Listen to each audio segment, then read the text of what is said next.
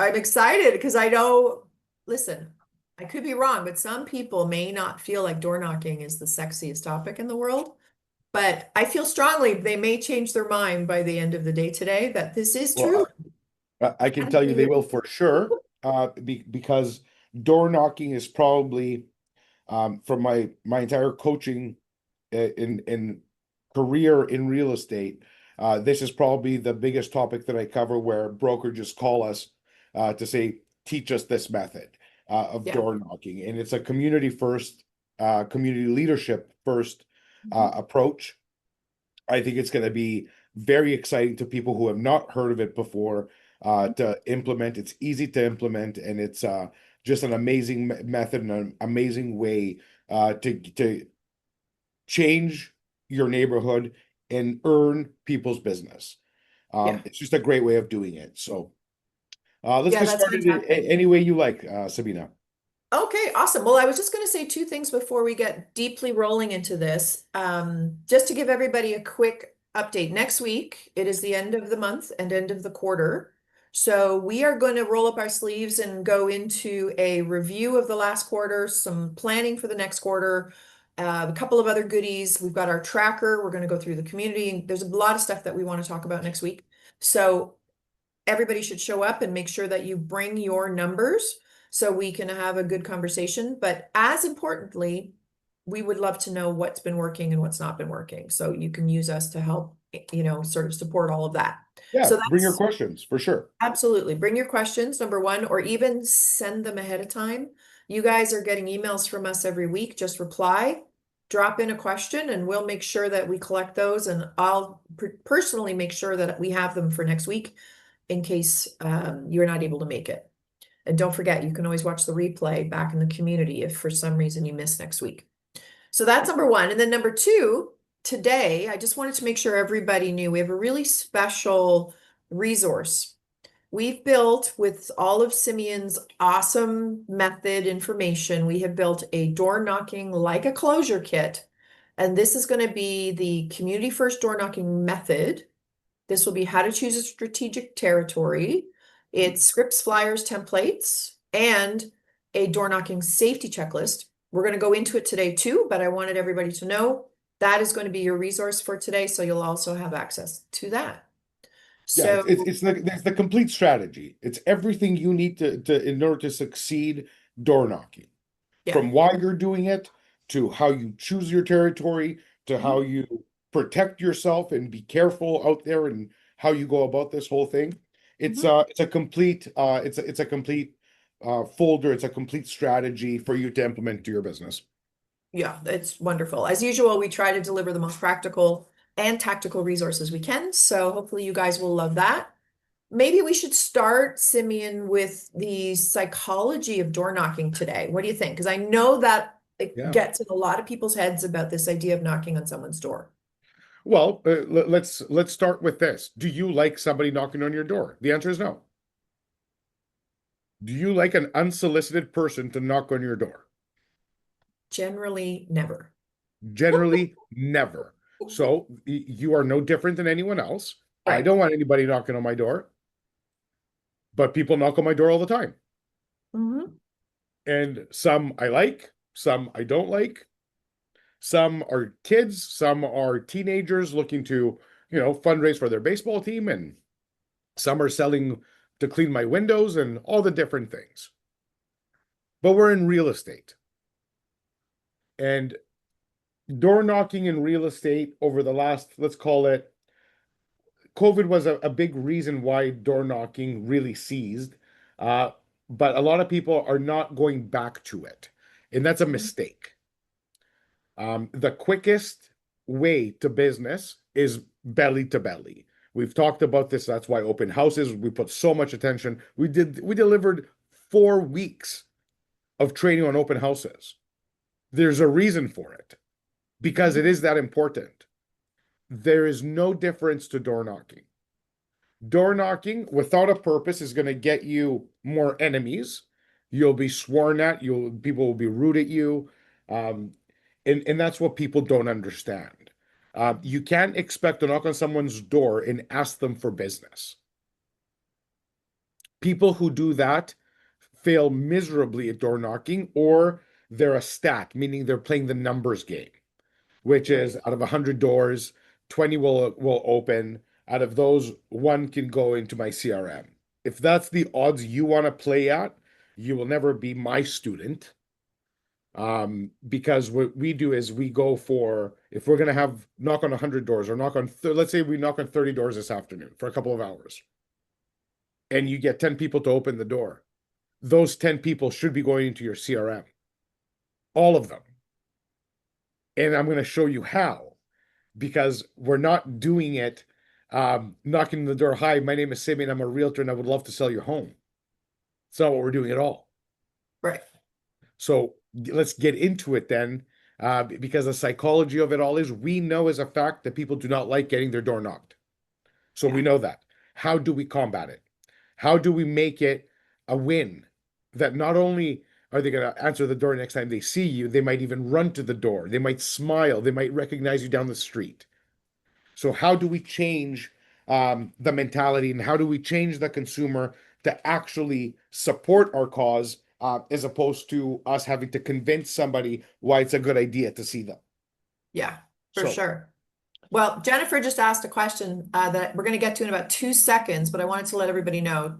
The question is, what's the best way to open a conversation with someone who clearly isn't receptive, but isn't slamming the door either? And I think your method is exactly the answer to that. correct. And what you said, which I think, to me anyway, which these guys haven't heard yet, but what you said, I think, as the mantra or the key statement, I think is the most important thing to remember. And it answers this question for Jennifer too, I think. It's that you don't knock to close, you knock to contribute. I love that. I think that is just the mindset shift that everybody can make that is absolutely I critical. don't Dead knock on. to close. I knock to contribute. Yeah. And a contribution can be anything, and that's what we're going to get into now. Because Mhm. I'm going to knock on your door right now. My name is Simeon Papailias. I am a local here in this neighborhood. I live here, and I'm also a real estate broker. Uh, I find myself at your doorstep today, in an effort of raising $10,000 over the course of the year for XYZ cause. I'm here to drop off a tote today, for non-perishable food items for the local food bank, who has never seen more action in the last 2 decades. As a local leader in business, I'm here to engage with our entire community, and hopefully by next weekend I can have my pickup truck full. I'm inviting you not only to participate, here's the bag. I'm going to be picking them up next weekend. Give what you can. If you cannot give, that's okay as well. If you would like to participate in this, and I'm doing an entire socials campaign, an awareness campaign. If you want to be in some pictures with me, you can. I would like that very much, to just show the faces of our community, and how everybody, rallies together. If you cannot give, you can give your time. You can give whatever you like. Has anybody noticed that I haven't spoken about real estate yet? Yeah, you're developing a relationship. Instantly, they're like, while I was talking, they would be talking back and forth too. We would have a dialogue. And I am outside behind me, they're going to see my branded truck. They're going to see my branded bag. They're going to bring that branded bag into their home. There's a reason I'm not asking for a can now, because I want that bag to be inside their home for a week. Whether Mhm. you're home or not, just leave it outside on Saturday morning. I'll be driving by with my team to pick them up. So now they're touching that bag again. They're filling the bag again. They're seeing my name once again. Mhm. Inside the bag, you could give them coupons from local businesses. You can do things to give more value and more value. Yeah. I think There that's could a be a great point. contest. There could be a contest inside the bag. Follow Mhm. me on socials. Follow this food drive campaign on socials for a chance to win X, Y, Z. have them engage. Like there's a million things you can add on to all this. Right. But what you did is you did not talk about real estate. They know you're a realtor. Nobody's dumb. Everybody's hyper intelligent. And as long as you stick to not talking about real estate, you're going to win. The minute you go into real estate in that first conversation, you lost. You're nothing but a sleazy salesperson again, as opposed to a community leader. A community leader does what he or she says, which is you're here for the food bank. So the thing about this, guys, is this trick, this whole plan of deceiving the community with your food drive is that it's making you a better person, it's making your community a better community. It's not a lie. That's the whole thing. It's not a deception. It That's isn't the a whole lie. thing. So The whole point. by living your truth this way, by bettering the community, you earn the community's business because they don't know you nothing. But Mhm. when you give, people feel they need to give back to you too. So when I come back next week and I pick up the bags and I thank them and I take a selfie and I do all these things, now we have rapport. Yeah. Now, when I'm picking up my dry cleaning and I run into Sabina, who I door knocked, she's gonna be, hey, aren't you the guy with the food drive? Yeah, I am. Once again, I'm in my branded truck with my branded whatever the case may be. This is how you develop. Now, 2 weeks from now, I'm gonna go back to this neighborhood. But this time, I'm actually wearing my real estate hat. Nice to see you again, Sabina. I just want to let you know that the open house we had last weekend worked. The house sold. I just want to let you know that it sold for XYZ. It's very similar to your home. If you ever know anyone looking to move into the neighborhood or move out of the neighborhood, please let me know. I would love to represent you, obviously, and just let's stay in touch. Into the CRM they come. Mhm. Now the slow drip starts. Door knocking is just like we're not next week. After the reset, we're going to be talking about geofarming. Mhm. This is geofarming. This is all part of it. The flyer campaigns, the door knocking, the events, the sponsorships. You have to give in order to receive. And this door knocking is exactly how it's done. That's how you build relationships fast. Mhm. And if you ever think, why does XYZ realtor have so much market share in that neighborhood? I can guarantee you they door knock because there's no other way. People move in and out all the time. It's not like they just know that person or Googled it and got this person. There's a reason specific agents are so dominant in specific neighborhoods Yeah. because they door knock those neighborhoods, they control it, they show up. So don't ever think that you can't do that, or because I'm dominant in one area, you don't think you can knock me off. Of course you can. Of course you can. But you have to work harder than me. You have to Well, show up on more doors. well, Simeon, I think the other thing everybody should think about too is it's like it is a natural equalizer. If you're new, if you're not new, either way, you can build a business quickly using this method. Yes. So I think for people that don't already have, a huge farm or whatever in their pipeline, this is one of the ways that they can get there much more quickly, build that community profile, and obviously lots of leads, referrals, all that good stuff that you're going to teach them over the next many weeks. That's So right. that's awesome. Just before we go into the next question, I have, do you want to talk a little bit about choosing the territory, or should we, you're going to leave that for next week? What are you thinking? Or next time? No, I think we can cover for sure the strategic territory. Hmm. But what I want people to do is I want them to think this through. Okay. Um, what is what is the outcome you're looking for? So when you're choosing a territory, when you're choosing where to door knock, first of all, how do you feel about your own neighborhood? First of all, how do you feel about your own section of the city? How do you feel about high rise? How do you feel about low rise? And what I'm trying to get at is you want your work in your life to be easy. all of us do. The easier our life is, the better. The harder something becomes, the less likely it is to stay consistent. I personally live in a very, I would say, like I would describe it as upper middle class subdivision of. So it's first of all, I live in the suburbs. Mhm. So Toronto has five major suburbs on the outside: Mississauga, Richmond Hill, Markham, major hubs. So Mississauga is 1,200,000, 1,300,000 people. So it's massive city.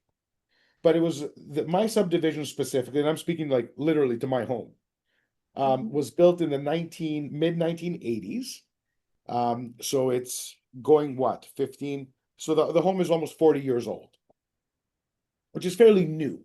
It's not too old for Toronto, anyways. Like think of New York where houses can be 300 years old. So it's 40 years old. It's subdivision home, so classic two-story. And the homes in my area trade, they're all, everybody's redone the homes. Like there's no really any originals left. Um, I would say my area trades at between 1.5 million to 2.5 million, depending on the size of the lot, depending on the grandeur of the home. So this is a well-to-do upper middle class area of the city as a whole. Mhm. Would I work in that neighborhood? The answer is absolutely I would. I think it's an ideal demographic for me because of both my age, my style, my way of life. I would resonate with a lot of people there. I would understand what they're about. They would understand what I'm about. The reason I'm saying these things is because these are the things that you need to consider first. Remember, if it wasn't for our prejudices, we would have nothing at all. And I'm not meaning this in a negative way. Once again, we are thinking business logic. Who do you resonate with and how? Some people would hide their tattoos to go into a specific neighborhood. I would not, because I want people to know what I'm about right off the bat. There's no right or wrong. I'm simply sharing with you how I do business and how I feel, and hopefully it helps you put your plan forward. There is reason to door knock low income neighborhoods because there's much more turnover. There is reason to door knock luxury real estate. There is Mhm. reason to go lower middle class, upper middle class because of how you and your life experience can be translated to the consumer directly. What charity do you pick? How many homes do you pick? What do you base it on? What you're looking for is a bare minimum of 5% turnover. Minimum. Mhm. So you pull up an area, go onto your MLS, zoom in on the map, press sold listings only, pick a range of last year, pick a range 2 years ago, 3 years ago, 4 years ago. And if you know that code, that area has 500 homes, and you're seeing 5 times 5 is 25, you need to see at least 25 sales. So if it's 10 sales, you know that area is not changing over. That means the lifers there are not selling and they won't. I can tell you that in my neighborhood, it's very low because all these homes that were bought in the 80s are now paid off, and the old people don't want to leave their homes. They're too comfortable. It's not a young neighborhood. Where if you go into a young neighborhood, there's huge turnover because people lose their job, divorces, all the different reasons why young families move all the time. Why? They go to a better school. They go to university. Their parents divorced. Parents got moved for work. All the like the high earning years. Those create change. If you go into a community and you see everybody looks about 60 or older, you're going to see turnover like go off a cliff. Why? Because they're comfortable. They don't have expenses. They don't have anybody bothering them. They're just living out their days and having their best life. No problem. But don't waste your time door knocking that neighborhood. Go with a wealth webinar. If you're going to door knock that neighborhood, go and do how to preserve, how to capitalize, how to win the estate game, like present them opportunities with problems that they might have. What problems does somebody 65 plus have? They're planning, estate planning. They know they're retired. They know that the only good thing that can happen is maintain good health as long as possible, but it will decline, guaranteed. So what is on top of their mind? Wealth transference, further wealth building, wealth preservation. If you're going to door knock an old neighborhood, you're not going just for the food bank and can I sell your home? You can go with a food bank to help because they'll help and they'll remember it, but invite them to an event at the office. Get them out of their comfort zone and into a place where they want to be because they see a win in value proposition. These are what door knocking is about. It's not just going out there knocking on doors. Hi, do you want to know what your home is worth? I know what my home is worth, plus or minus. They know if it's worth 1.5 or if it's worth 1.65, great surprise. But they know where they're at. Well, it's also what every other agent does. So you're not going to differentiate for a second if that's your strategy. What about competition in your territory that you want to pick? How do you figure out the agent saturation? Is it just driving around? What's the best way to do that? You should study. No, I mean, like you want to see your competition, you actually pull up the solds and who sold them. Yeah. If you start seeing, like, you can literally most MLSs can export a report of Mhm. sales that shows the brokerage. First and foremost, you're going to see who the most dominant brokerage is. So is it, is it Remax? Is it EXP? Is it, and now if something shows up consistently, more than likely it's going to be the same agents from that brokerage. So Right. you start seeing patterns. And Mhm. when you see these patterns, you're going to understand if you have a lifer who owns the neighborhood or if it's just if it's a busy young neighborhood, you're going to see lots and lots of traffic from agents outside of that corridor, meaning their agent moved them there. So the agent from where they came from, their relationship moved them to that neighborhood. So you're going to see the buy side consistently with agents from outside, but the list side is what you want to look for. Mhm. Because if it's only 4 or 5 players on 80% of the listings, then you know who to target. And you're Yeah. going to find out how quite easily by just visiting their open houses. How can I do better? So if and when I open these relationships on my door knocking, what happens after when I go with my real estate hat on? If you're ever thinking of selling, I put on a crazy show at my open houses. Make a joke out of it, but talk about your crazy open houses. I put on those big floppy things that go in the air or whatever. Yeah. I serve this. Like, talk about what you do. Give them a reason to follow you on socials. Find a way to slip yourself into their lives because that's what you want. You want to be the first call they make when considering the biggest financial decision of anyone's life. You Be have the to one earn they that. call. You got to Be earn the one it. they call. That's it. So one last metric that I was going to ask you about before we move on, farm size. How big should it be? What area are you doing? It should be you should be able to cover at least 3 or 4 times a year. That's the other Okay. thing about door knock. You don't do it once and never again. If Right. you're going to do that, don't waste your time. It takes time. And we're going to talk a lot about that in 2 weeks from now. We're talking about geofarming. Mm-hmm. Geofarming is a life's work, literally a life's work. Yeah. It's your entire career. You get paid to sell a home, full stop. You will never meet everyone. Nobody will ever be loyal forever. You have to be consistent and showing up always. 3, 4 times a year with purpose. Mm-hmm. You are door knocking with purpose and with full intention of bettering the neighborhood and earning your keep. That's all Yeah. you're doing. So remember, you're going to do at least 2 food drives, at least 2 something Mm-hmm. else drives, Mm-hmm. and then you're going to double that with your intentional real estate door knocking. So I would say if you don't enjoy walking, you're going to start to enjoy walking. It'll make you healthier and it will make you very rich if you do it the right way. So I would say once every 2 weeks should be the cadence throughout the year. And it doesn't always have to be knocking on the door. It could be dropping off flyers. It could be a community event. Um, Door knocking is the practice and what we're talking about, but the same can be said for, doing your every October giving away a pumpkin. Every October, at the same time for Thanksgiving in November, we can do, a food drive for those who cannot get a turkey.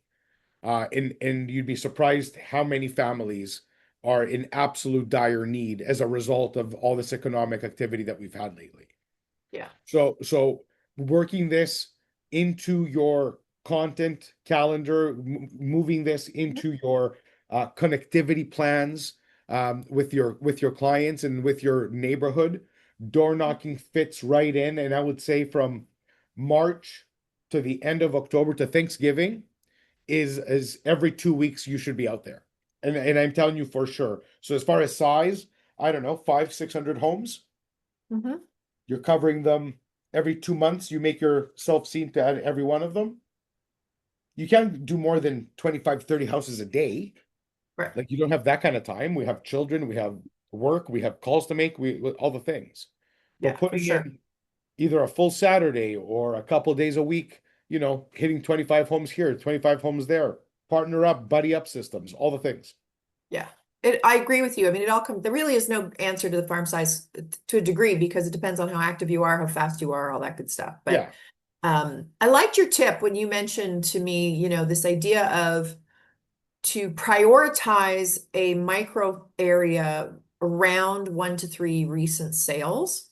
This is an interesting idea, right? And touch those Yeah. properties around there. I mean, obviously, if something's happened, you might want to shift your day that day to go and take advantage of that news and, touching all of the And, houses in the area. and that's absolutely correct. You're just showing your prowess as an agent, your knowledge, your connection to the neighborhood.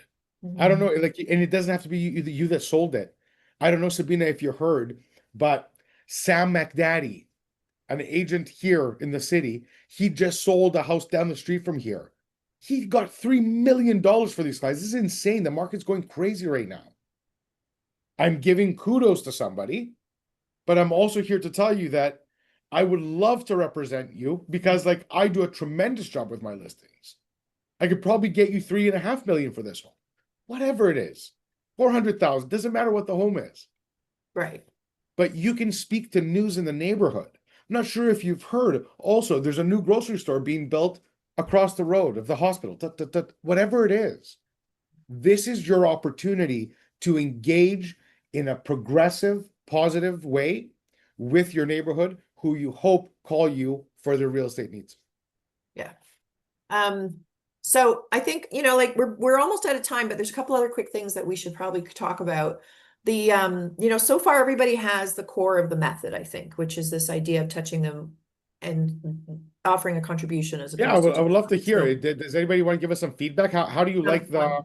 the door knocking with intent, guys? Yeah. We also have an open question. Are you up for that one quick? Yeah, sure. This is dealing with like how do you manage do not call lists and all that good stuff, and how does that relate to door knocking? I mean, cold calling and door knocking are extremely similar, extremely, extremely similar. And I would treat cold calling the same way with Mhm. intent. I Mhm. never call somebody to say, hey, do you know what your home is worth? My Right. name is Simeon. I'm an agent here in the city, and I'm calling you as I'm raising awareness for the food bank. But if they're on the do not call list, you're not door knocking them either, I assume. Is Uh, that if that's if they're on the do not call list or do not solicit list, do not yeah, solicit and do not call them. right. That's how you Just to don't be end up in clear. trouble. Yeah, Yeah. that's for No, no, no. sure. Just, Okay, just, cool. just. There's no reason to. Yeah, There's no yeah. reason to. If somebody has gone to the extent to put themselves on a list, do Mhm. not call that list. It's Yeah. that Or simple. door knock. Millions of people, or Do knock on not their bother them. doors. Yeah, exactly. Yeah. No, that's awesome. The only other two things we were going to talk about today, which we can either do very quickly or do it next time, is the objection handling and body language stuff and the safety piece. So would you want to do it quick or just talk about it next time? I don't mind. I don't mind at all. I don't mind at all. Let's. I think. Um. I want to go into geofarming in a couple of weeks. I think the objection handling here is very relevant, and I think it's easy. Meaning, if you truly understand what I was getting at with this whole method, Mhm. um, it's not that difficult to see kind of what the objection would be. Um, Right. who can possibly object to you Yeah. asking them for some non-perishable items?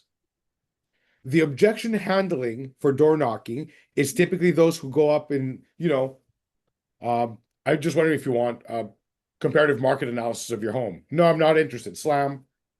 Well, I can give you many rebuttals, but why? If I'm What I'm saying to you is you have an opportunity to create warm leads immediately just by giving your time and giving to the food bank. Because the next time you come and ask about real estate, they remember who you are. You won't have any objections to a rebuttal. Right. They might say, hey, man, I'm not interested in talking real estate with you. No problem. God bless you. See you around the neighborhood. There's an objection handling. Because otherwise, if you're just sharing the news of your open house that's upcoming, if you're sharing the news of the agent who just sold a house for this much, there's not much to object. I'm just letting everybody know that this neighborhood right now is active. I think Uh, that's honestly, I think that's the trick, is it's if you're presenting yourself properly in the first place, the objections are preempted. There is very little to worry about. I mean, on some of your follow-ups, maybe, when you're just sure. following up about something, sure, but this original strategy, there's not a lot there. And I And, think we go into when in farming, doubt, go back to your methods. Forward. Speak about your family. exactly. Speak about their Because family. now Speak you about know whatever. them. Correct. Correct. I think that was going to be my last question, was talking about the Ford method, but that is literally the angle, It's just that simple, guys. Yeah. It's that simple. It's that simple. Hopefully what that does is it sort of makes everybody feel a little bit less stressed out about this idea of knocking on someone's door. Personally, I've done a lot of this kind of thing, and being able to go to somebody's door or stop them in front of a supermarket or whatever it is you're doing to say, look, I'm raising money, or we're trying to get donations or whatever, is a heck of a lot easier I'll make than this very anything else. simple. I'll summarize this again, Sabina, for Yeah. everyone. Yeah. Very, very simple. This is Mhm. an entire strategy that needs consistency, like anything else. Sure. It needs intention. You want to Yeah. get going, go build yourself 500 tote bags, 300 tote bags, and give it a try. Yeah. Pick a neighborhood based with, at minimum, you want 10% turnover, but between 5 and 10 will be fine. That way, there's going to be something there. You need to know there's a pot of gold somewhere. Mhm. So you know that there's turnover. Now it's a matter of getting in front of them. Drop off the tote bag. I would say stuff it with all the things that you can think about, a clever way of, getting their information into your CRM. Register on my site right now and let me know, or tied to picking up the non-perishable food items, whatever the case may be. But get some bags done, give it a try, and see how the difference of how you introduce yourself to someone, it makes such a massive difference. Yeah. You're not an agent and a salesperson sitting at their door. Mhm. You're a community leader that is raising food for the food bank. You're giving your time, and people will respect and appreciate it. So when you go back to talk real estate, the door not only will open, they will say, good morning, Simeon, nice to see you again. It's that big of a difference. The gap is that big, and nobody else is doing that. Well, and it is managing first impressions in a way that is incredibly useful, valuable, effective, all that good stuff. So I think that's an awesome summary, Simeon. Thank you for that. So guys, next week we are doing quarterly planning. Lots of great stuff there. So make sure you come. That's going to be critical to make sure you're all set up. Just use the time to set up your next quarter, and we'll see. We might have a couple of other ideas for next week too, but the week after, we're going to get back into geofarming. So we'll see you guys either Excellent. way. Thank you, Simeon. Have the best week ever, and everybody have your best week ever. My pleasure. Everybody stay productive. Talk to you soon. Ciao.